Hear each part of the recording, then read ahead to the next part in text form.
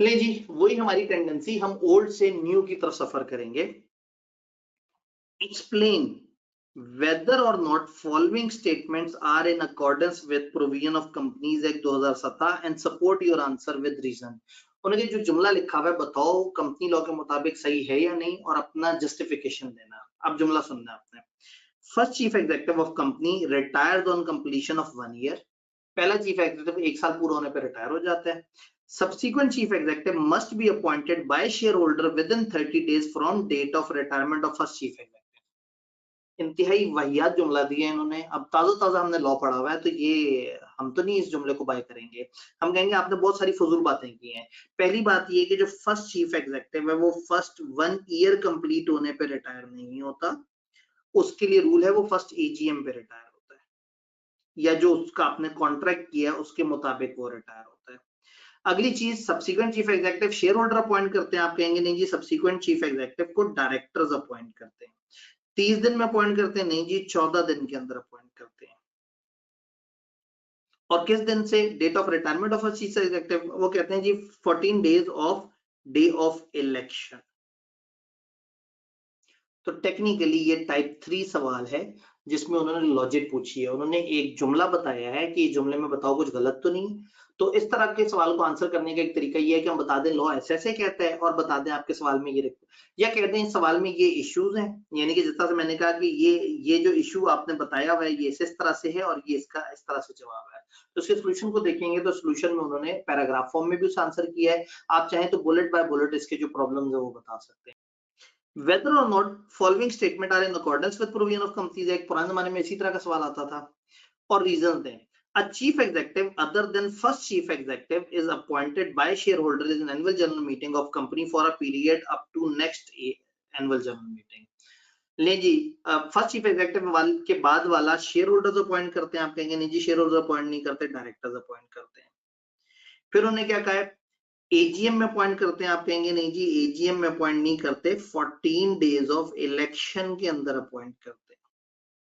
फिर उन्होंने क्या कहा है? उन्होंने कहा नेक्स्ट एजीएम तक अपॉइंट होता है। आप कहेंगे नहीं जी, बहुत ही फजूल बात कर दी आपने, ये 3 साल तक के लिए मैक्सिमम अपॉइंट हो सकता है। इसका जो कॉन्ट्रैक्ट है वो ज्यादा से ज्यादा 3 साल का बन सकता है। तो ये सही बात है, और वो लेफ्ट पे लिखी हुई गलत बात है। तो बड़ा मजेदार सवाल है, लॉजिकल सवाल है। Describe the provision of companies act जो रिस्ट्रिक्ट करती हैं चीफ एग्जीक्यूटिव को पब्लिक कंपनी के कि वो कंपीटिंग बिजनेस नहीं करेगा। उन्होंने कहा कंपीटिंग बिजनेस वाला जो सेक्शन है उसको जरा आप बता दें। तो आपने वो बता देना 3 नंबर के लिए। मिस्टर जमीर फर्स्ट चीफ एग्जीक्यूटिव है रेयान इंडस्ट्रीज के, एक पब्लिक कंपनी है। डायरेक्टर जो है वो सेटिस्फाइड नहीं है इसकी परफॉर्मेंस से, और आपने कंपनीज एक्ट के मुताबिक बताना है टर्म ऑफ ऑफिस मिस्टर जमीर की क्या है। ये फर्स्ट चीफ एग्जीक्यूटिव है, और एक्सप्लेन करेंगे उसको हम कैसे निकाल सकते हैं एक्सपायरी से पहले। तो आप सबसे पहले बताएंगे कि जो उसकी टर्म ऑफ ऑफिस जो है फर्स्ट एजीएम तक है, और अगर उसे निकालना चाहते हैं डायरेक्टर तो 3/4 अक्सरियत वाला रूल आप बता देंगे। तो टाइप 2 सवाल है। मिस्टर जमीर को उन्होंने कंपनी की मशहूरी के लिए रखा, बाकी बातें सीधी सीधी सी थी।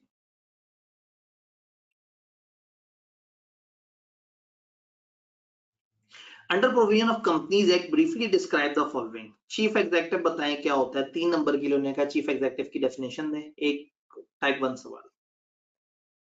तब्दीली प्राइवेट लिमिटेड ने रिसेंटली कन्वर्ट किया है पब्लिक लिस्टेड कंपनी के तौर पे, और डायरेक्टर अब चाहते हैं कि एक नया चीफ एग्जीक्यूटिव कंपनी का अपॉइंट करें। कंपनीज एक्ट के मुताबिक बताएं क्या है रिक्वायरमेंट चीफ एग्जीक्यूटिव को अपॉइंट करने की, और बताएं क्या रिस्ट्रिक्शन है चीफ एग्जीक्यूटिव की अपॉइंटमेंट के ऊपर।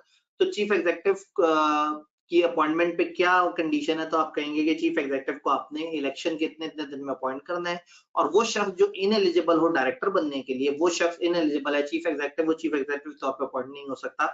अगर सवाल ज्यादा नंबर का होता तो हम डायरेक्टर्स की सारी इनएलिजिबिलिटीज लिख देते।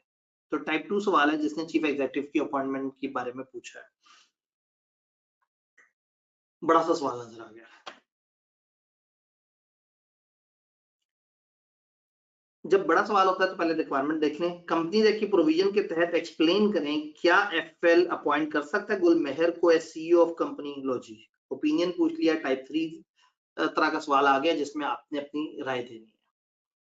क्या ये चीफ एग्जीक्यूटिव अपॉइंट हो सकता है या नहीं हो सकता? ले जी, फ्राया लिमिटेड एक अनलिस्टेड पब्लिक कंपनी है, engage in business of manufacturing and sale of plastic bottles in Lahore. एक कंपनी है जो खास बिजनेस में प्लास्टिक बॉटल्स वगैरह और उसके मैन्युफैक्चरिंग और सेलिंग में है। FL is planning to appoint Gul Meher as Chief Executive Officer of company. गुल मेहर को चीफ एग्जीक्यूटिव लेके आना चाह रहे हैं। ड्यूरिंग एन इंटरव्यू, गुल मेहर से एक इंटरव्यू के दौरान उसने बताया, गुल मेहर, चलो ये पता लग गया ये मर्द है, उसने बताया बोर्ड को कि उसकी बीवी मोना एक कॉर्पोरेट ब्रोकरेज हाउस लाहौर में चला रही है, और दूसरा बताया कि उसका बेटा सुल्तान जो कि बिजनेस ग्रेजुएट है, वो business of selling plastic bottles Multan में कर रहा है। गुलमेहर ने मजीद बताया कि वो कुछ दफा टेक्निकल असिस्टेंस देता है सुल्तान को विदाउट एनी चार्ज। वो जो सुल्तान इसका बेटा ही अक्सर उसको मशवरे भी देता है। तो इसने दो मसले बताए।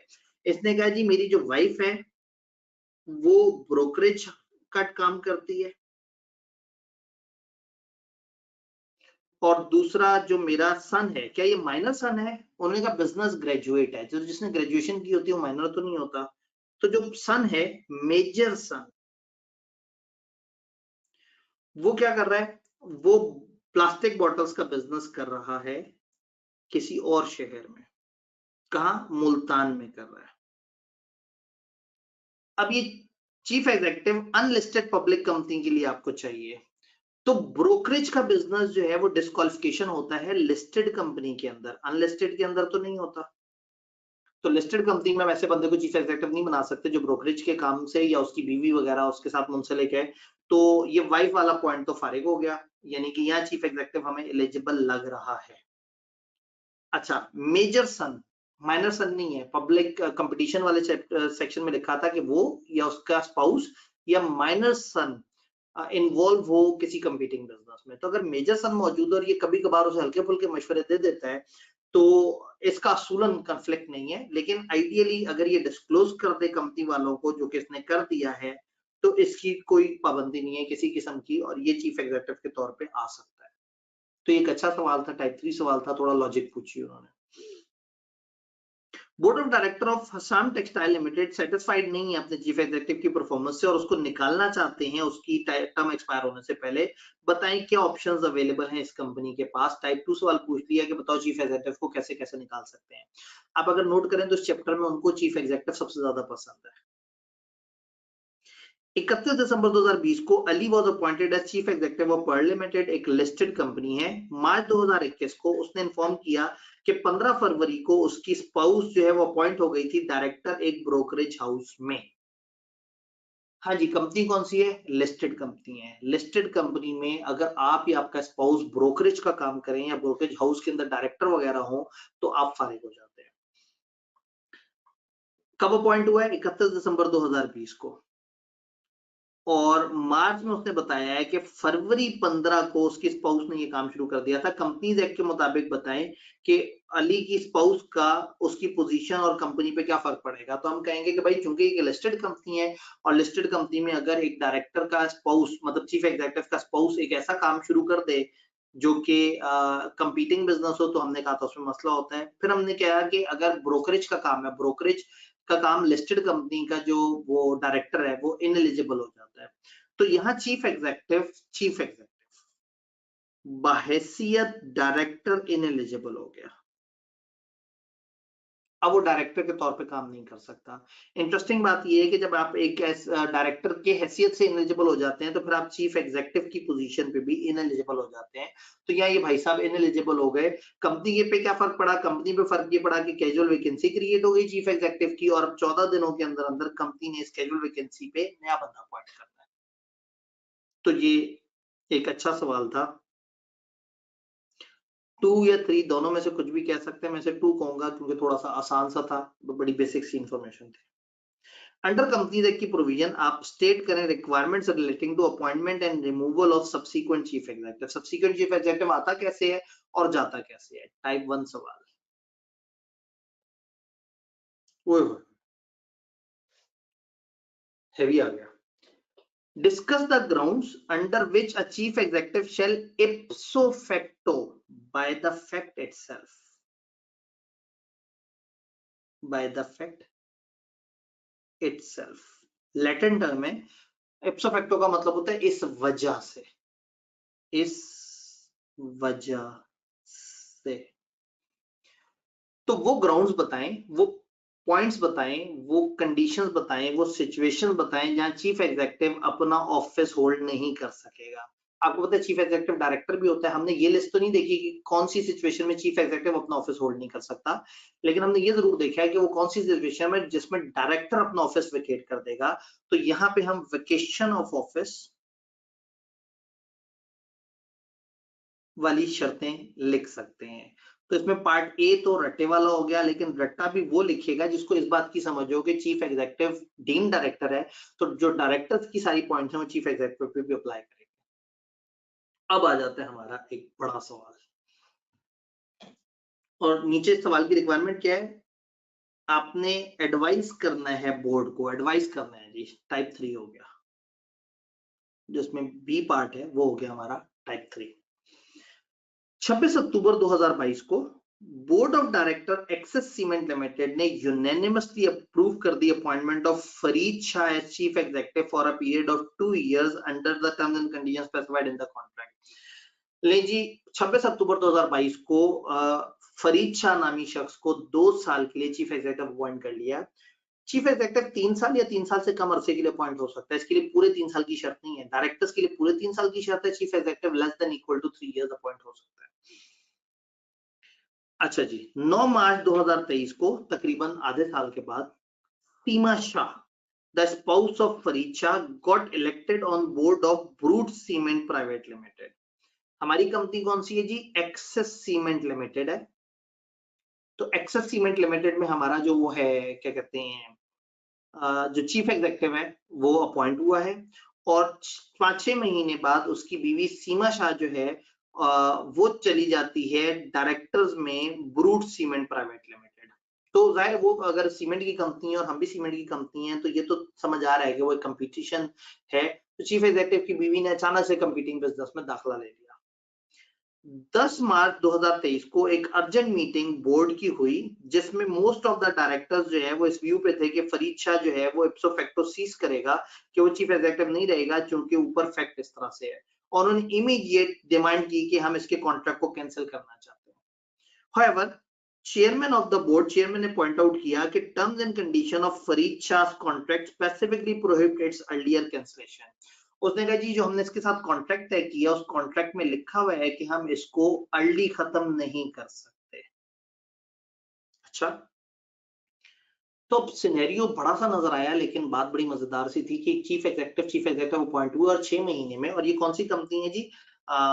इसके साथ प्राइवेट नहीं लिखा, इसका मतलब पब्लिक कंपनी है। तो पब्लिक कंपनी में हम कहते हैं चीफ एग्जीक्यूटिव या उसका स्पाउस कंपीटिंग बिजनेस में नहीं होना चाहिए, और अगर वो आ जाएगा तो फिर वो गलत हो जाएगा। तो यहाँ उसकी बीवी अचानक से कंपीटिंग बिजनेस में डायरेक्टर बन गई है, जिसकी वजह से वो डिस्क्वालीफाई हो जाता है। लेकिन कुछ लोग कह रहे हैं कि ऐसा नहीं है, क्योंकि कॉन्ट्रैक्ट में लिखा है कि हम उसको जल्दी फ्री नहीं कर सकते। आपने एडवाइस करनी है बोर्ड को with regard to following the viewpoint expressed by directors about cessation of office of chief executive and cancellation of Fareed Shah contract। ये जो लोगों ने तबसरा किया है ना कि हम इसको ऑफिस से निकाल दें, और कुछ ने तबसरा किया है कि ये इसका कॉन्ट्रैक्ट कैंसिल हुआ है या नहीं हुआ, तो इसके ऊपर आप कमेंट करें। तो आप सबसे पहले कहेंगे जी, चीफ एग्जीक्यूटिव को निकालने वाली बात इन्होंने बिल्कुल सही की है। अब वाकई ऐसा है कि अगर उसके स्पाउस कंपीटिंग बिजनेस में चली जाए तो वो डिस्क्वालीफाई हो जाता है। फिर जो कैंसिल करने की बात कर रहे हैं, अगर कॉन्ट्रैक्ट में इस तरह से तय हुआ है, तो आप इन्हें याद कराएं कि जी कंपनीज एक्ट ने ये कहा है कि कोई कॉन्ट्रैक्ट, कोई रेजोल्यूशन, कोई आर्टिकल, कोई मेमोरेंडम में लिखी हुई कोई ऐसी बात नहीं हो सकती जो कंपनीज एक्ट के अगेंस्ट हो, क्योंकि कंपनीज एक्ट ने कह दिया कि डिस्क्वालीफाई, तो फिर हम किसी कॉन्ट्रैक्ट वगैरह के तहत उसको बचा नहीं सकते। अच्छा, सेकंड पार्ट क्या है? हाउ डायरेक्टर्स डिमांड में बी इम्प्लीमेंटेड। डायरेक्टर की जो ख्वाहिश है वो कैसे इंप्लीमेंट होगी? In presence of specific provision in Farid Shah contract with prohibit earlier cancellation of the contract. हम कह रहे हैं कि जी कॉन्ट्रैक्ट कैंसिल होने की जो वो है वो तो मौजूद नहीं है, क्या फिर भी कोई ख्वाहिश पूरी हो सकती है? हमने पहले तो कह दिया जी कंपनीज एक्ट कहता है कि आप ऐसा काम कर ही नहीं सकते। फिर भी अगर हम कह रहे हैं कि अगर आपको परेशानी है तो आप एक काम करें, इसको रिमूवल की तरफ ले आए, और आप कहेंगे जी हम इसको खुद से रिमूव कर देते हैं। और कॉन्ट्रैक्ट तोड़ना और बात होती है, एक बंदे का इनएलिजिबल हो जाना एक और बात होती है। चूंकि वो इनएलिजिबल हो गया है और जब वो इनएलिजिबल हो जाएगा तो एक और सेक्शन ने कहा है कि वो ऑफिस वेकेट कर देगा। याद है वो जो डायरेक्टर को ऑफिस से जबरदस्ती निकाल देते थे लॉ की खिलाफवर्जी करते हुए, तो यहाँ पे आप कहेंगे कि चूंकि उसने लॉ की खिलाफवर्जी की है तो वो ऑफिस से खुद ब खुद निकल जाएगा, हमने उसे नहीं निकाला, हमने उसको रिमूव नहीं किया, वो खुद अब निकल गया है। तो आप खुद से रिमूव करने की बात भी कर सकते हैं, आप उसका ऑटोमेटिकली ऑफिस वेकेट करने की बात भी कर सकते हैं। तो सवाल 6 नंबर का, और थोड़ा-सा आपको दिमाग लगाना पड़ा, पेपर में इस तरह का बड़ा सवाल नज़र आए जो कि जिसके नंबर भी ज़रा कम हो, तो नॉर्मली पेपर में एंड के करीब इस तरफ आना चाहिए कि ज़रा देखेंगे इस सवाल में क्या बातें लिखी हुई थी।